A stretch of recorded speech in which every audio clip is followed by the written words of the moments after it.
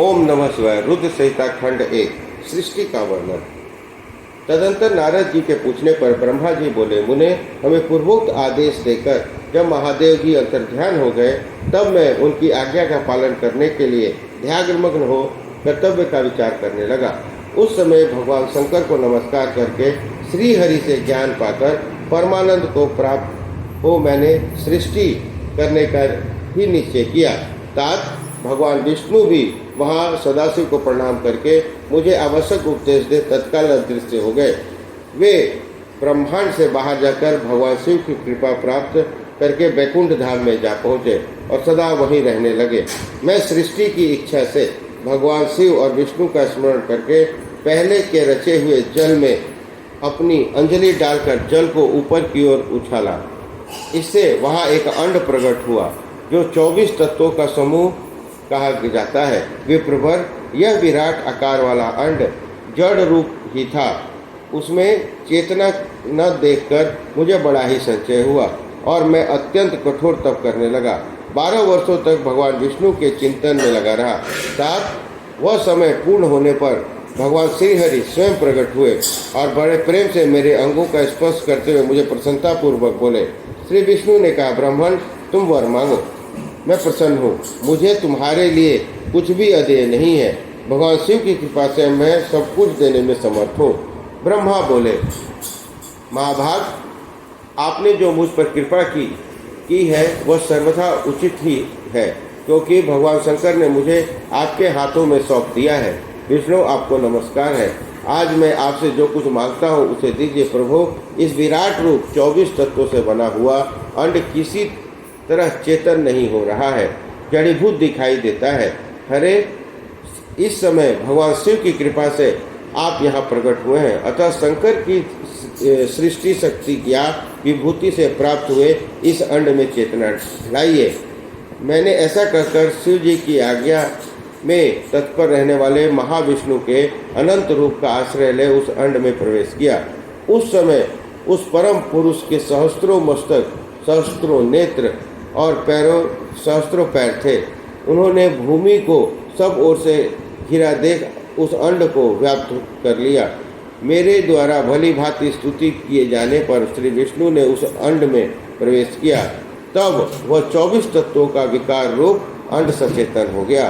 पाताल से लेकर सत्य लोक तक की अवधि वाले उस अंड के रूप में वहाँ साक्षात श्री हरि ही विराजने लगे।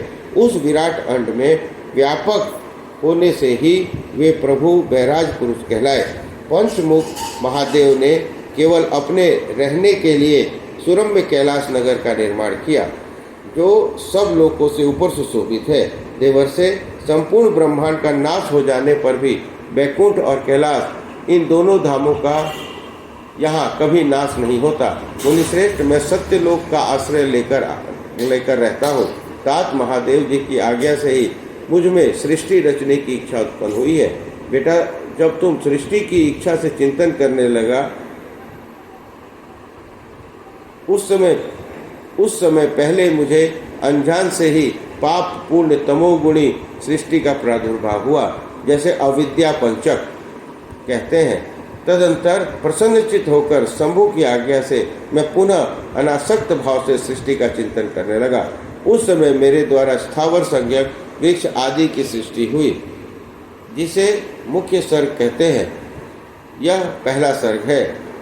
उसे देखकर तथा वह अपने लिए पुरुषार्थ का साधक नहीं है, यह जानकर सृष्टि की इच्छा रखने वाले मुझ ब्रह्मा से दूसरा सर्ग प्रकट हुआ, जो दुख से भरा हुआ था। उसका नाम तीर्यक स्त्रोता था। यह सर्ग भी पुरुषार्थ का साधक नहीं था। उसे भी पुरुषार्थ साधक की शक्ति से रहित जान मैं पुनः सृष्टि का चिंतन करने लगा। तब मुझसे शीघ्र ही तीसरे सात्विक सर्ग का प्रादुर्भाव हुआ। उसे उर्ग श्रोता कहते हैं। यह देवसर्ग के नाम से विख्यात हुआ। देवसर्ग सत्यवादी अत्यंत सुखदायक है। उसे भी पुरुषार्थ साधक की रुचि और अधिकार से रहित मानकर मैंने अन्य सर्ग के लिए अपने स्वामी श्री शिव का चिंतन आरंभ किया। तब शिव शंकर की आज्ञा से एक रजोगुणी सृष्टि का प्रादुर्भाव हुआ। उसे अर्वाक श्रोता कहा गया है। इस सर्ग के प्राणी मनुष्य हैं जो पुरुषार्थ साधन के उच्च अधिकारी है। तदंतर महादेव जी की आज्ञा से भूत आदि की सृष्टि हुई। इस प्रकार मैंने 5 तरह की वैकृत सृष्टि का वर्णन किया। इसके सिवा 3 प्राकृत सर्ग भी कहे गए हैं जो मुझ ब्रह्मा के सानिध्य से प्रकृति से ही प्रकट हुए हैं। इसमें पहला महतत्व का सर्ग है, दूसरा सूक्ष्म भूतों अर्थात तन मात्राओं का सर्ग है, तीसरा वैकारिक सर्ग कहलाता है। इस तरह ये 3 प्राकृत सर्ग हैं। प्राकृत और वैकृत दोनों प्रकार के सर्गों को मिलाने से 8 सर्ग होते हैं। इसके सिवा 9वां कौमार सर्ग है जो प्रकृत और विकृत भी है। इन सबके अनंतर भेद का मैं वर्णन नहीं कर सकता क्योंकि इसका उपयोग बहुत थोड़ा है। अब द्विजात्मक सर्ग का प्रतिपादन करता हूँ। इसी का दूसरा नाम कौमार सर्ग है। इसमें सनक सनंदन आदि कुमारों की महत्वपूर्ण सृष्टि हुई। सनक आदि मेरे 4 मानस पुत्र हैं जो मुझ ब्रह्मा के समानी हैं। वे महान वैराग्य से संपन्न और उत्तम व्रत का पालन करने वाले हैं। उनका मन सदा भगवान शिव के चिंतन में लगा रहता है। वे संसार के से विमुख और ज्ञानी हैं। उन्होंने मेरे आदेश देने पर भी सृष्टि के कार्य में मन नहीं लगाया। मुनिश्रेष्ठ नारद सनकादि कुमारों के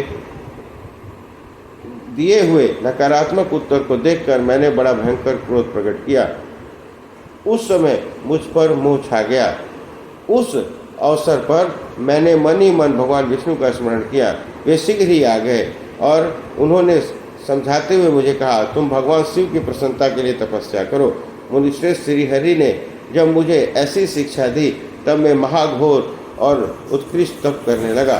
सृष्टि के लिए तपस्या करते हुए मेरी दोनों भौहें नासिका और मध्य भाग से जो उनका अपना ही अभिमुक्त नामक स्थान है, महेश्वर की 3 मूर्तियों में से अन्यतम पुण्यांश सर्वेश्वर दयासागर भगवान शिव अर्धनारीश्वर रूप में प्रकट हुए, जो जन्म से रहित तेज की राशि सर्वज्ञ तथा सर्वसृष्टा है।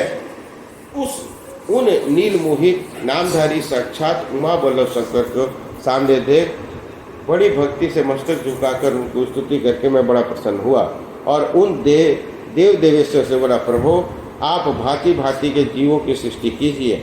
मेरी यह बात सुनकर उन देवाधिदेव महेश्वर रुद्र ने अपने ही समान बहुत से रुद्र गुणों की सृष्टि की। तब मैंने अपने स्वामी महेश्वर महारुद्र से फिर कहा, देव आप मेरे जीवों की युक्त हो। मुनि श्रेष्ठ मेरी ऐसी बात सुनकर करुणा सागर महादेव जी हंस पड़े और तत्काल इस प्रकार बोले। महादेव जी ने कहा, विघातक मैं जन्म और मृत्यु के भय से युक्त अशोभन जीवों की सृष्टि नहीं करूँगा क्योंकि मैं कर्मों के अधीन हो दुख के समुद्र में डूबे रहेंगे। मैं तो दुख के सागर में डूबे हुए उन जीवों का उद्धार मात्र करूँगा। गुरु का स्वरूप धारण करके उत्तम ज्ञान प्रदान कर उन सबको संसार सागर से पार करूँगा। प्रजापति दुख में डूबे हुए सारे जीव की सृष्टि तो तुम ही करोगे। मेरी आज्ञा से इन कार्यों में प्रवृत्त होने के कारण मैं तुम्हें माया नहीं बांध सकेगी। मुझसे ऐसा कहकर श्रीमान भगवान नील लोहित महादेव मेरे देखते देखते अपने पार्षदों के साथ वहाँ से तत्काल तिरोहित हो गए। इस प्रकार रुद्र संहिता खंड 1 अध्याय 15 समाप्त हुआ। बोलो हर हर महादेव।